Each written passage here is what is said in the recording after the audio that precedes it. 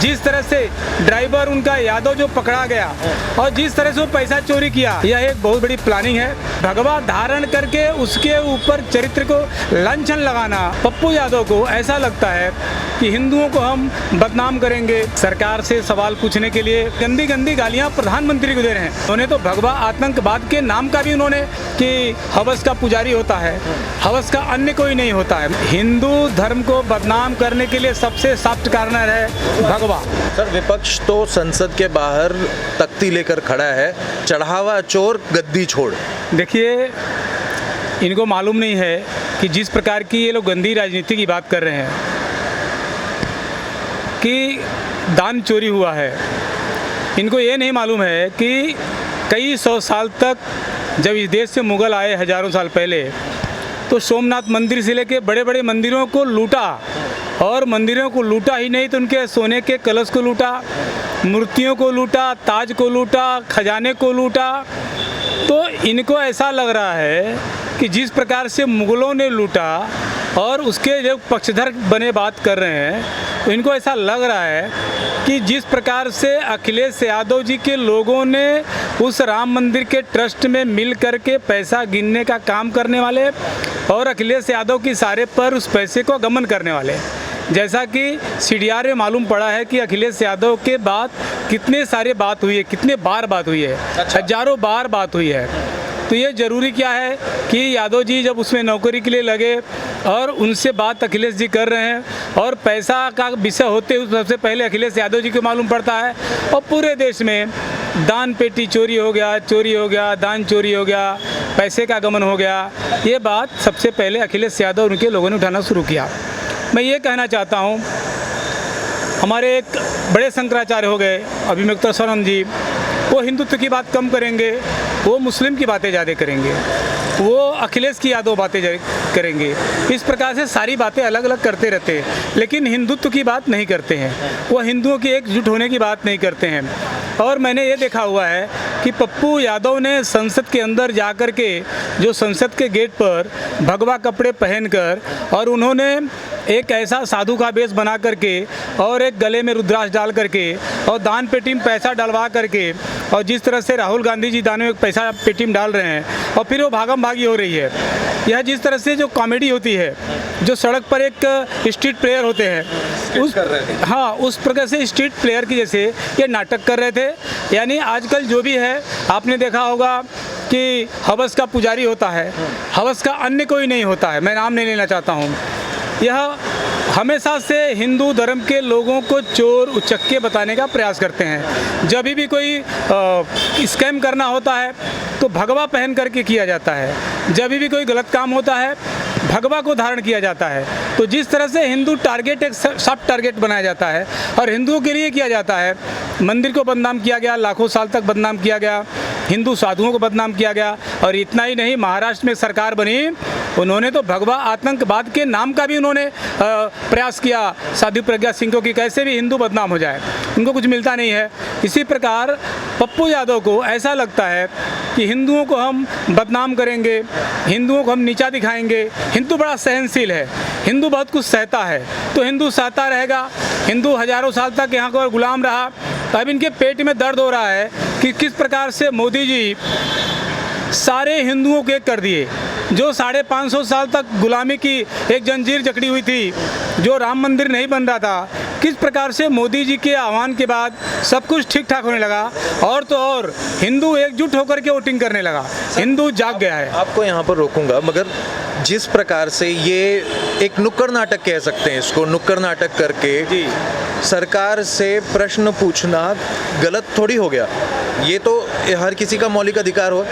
देखिए, सरकार से सवाल पूछने के लिए लोकसभा चल रही है और लोकसभा में उनको पूरा पावर दिया हुआ है कि आप, जनता ने भी पावर दिया हुआ है कि आप एमपी हैं, आप मेंबर ऑफ पार्लियामेंट हैं, सदन चल रहा है, आप उसमें बिंदास सवाल करिए, कोई रोका नहीं है। लेकिन सदन का वॉकआउट करके, और आपने देखा होगा जिस तरह से सीजेपी के लोग दीपक के अगुवाई में वहाँ पर जाके जंतर मंतर पर धरना दे रहे हैं, प्रदर्शन दे रहे हैं, गंदी गंदी गालियाँ दे रहे हैं। ऐसा कभी इतिहास में हुआ नहीं है कि हम अनशन कर रहे हैं लेकिन गंदी गंदी गालियाँ प्रधानमंत्री को दे रहे हैं। ऐसा कभी हुआ नहीं है।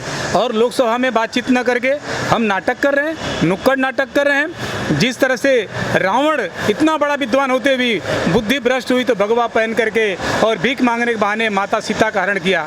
इनको यही लगता है कि जब चाहो तब भगवा को हम आतंकवादी बता दें, भगवा को हम बदनाम कर दें। ऐसे ही हनुमान जी महाराज को भगवा कपड़ा पहन के काल नेमी ने भ्रम करने का प्रयास किया। इसी प्रकार से भगवा और रुद्राक्ष पहन करके पप्पू यादव इनके लोग और एक और बड़े पप्पू जो पूरे देश में घूम के कभी रुद्राक्ष पहनते हैं, कभी कोट के ऊपर जनेऊ पहनते हैं, कभी पगड़ी बांध लेते हैं, कभी त्रिपुंड लगाते हैं। अरे उनको ये नहीं मालूम है कि जिसके सामने तुम त्रिपुंड लगा रहे हो वो तो पहले भस्म लगा के पूरे शरीर पे खड़ा है मोदी जी।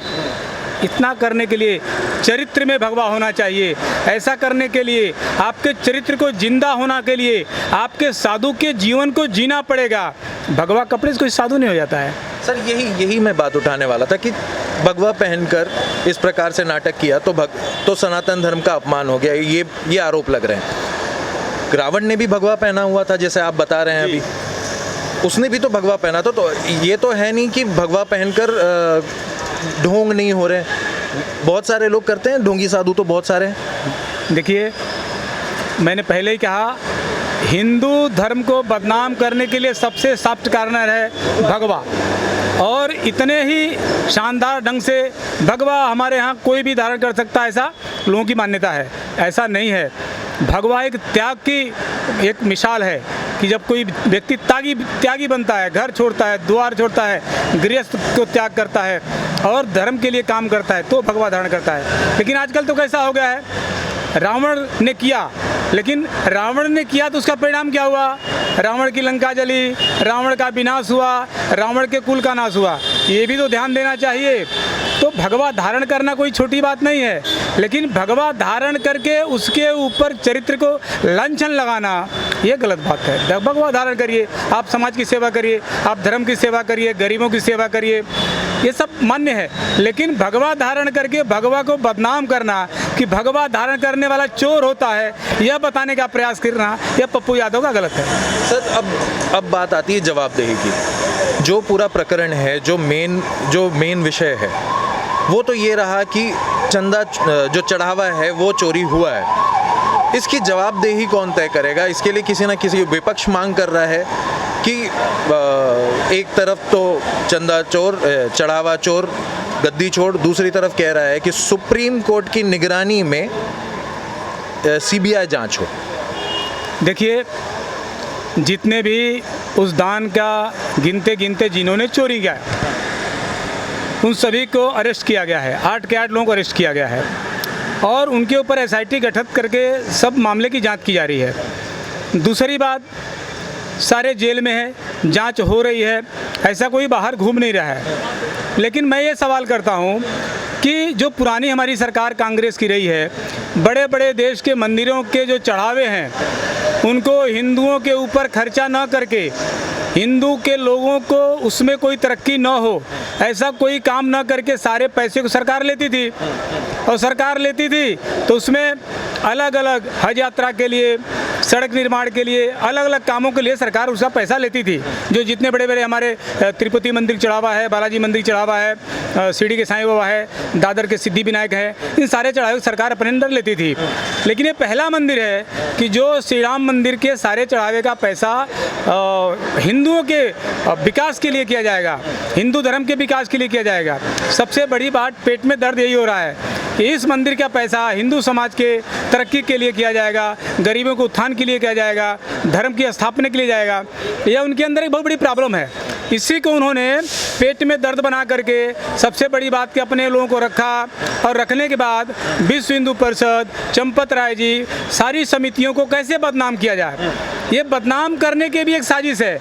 और मैं बड़े दावे के साथ कहता हूँ, आने वाले दिनों में जिस तरह से ड्राइवर उनका यादव जो पकड़ा गया और जिस तरह से वो पैसा चोरी किया और हजारों बार उसने फ़ोन पर अखिलेश यादव को बात किया, ये जो सीडीआर में निकला हुआ है, यह एक बहुत बड़ी प्लानिंग है कि किस तरह से इतना बढ़िया से चल रहा था कई सालों से विश्व हिंदू परिषद, बजरंग दल हिंदुओं में एक अलग जगह दिया है। तो किस तरह से यह गमन के नाम पर फूट डाला जाए, यह भी एक बहुत बड़ी साजिश हो सकती है। मैं कह रहा हूं कि आने वाले दिनों में अभिमित्वासरण शंकराचार्य जी को जिस तरह से मोहरा बना करके हिंदुओं के खिलाफ ही भड़काने का काम किया है, शंकराचार्य और शादियों के खिलाफ ही भड़काने का काम किया है, और शंकराचार्य अभिमित्वासरण जी महाराज उल्टा सीधा बात करते हैं, कहीं चद्दर चढ़ाते हैं, कहीं मुस्लिमों की बात करते हैं, लेकिन एक बार भी वो हिंदुओं की बात नहीं करते हैं। तो कहीं न कहीं बड़ी साजिश है कि हिंदुओं में फूट कैसे डाला जाए।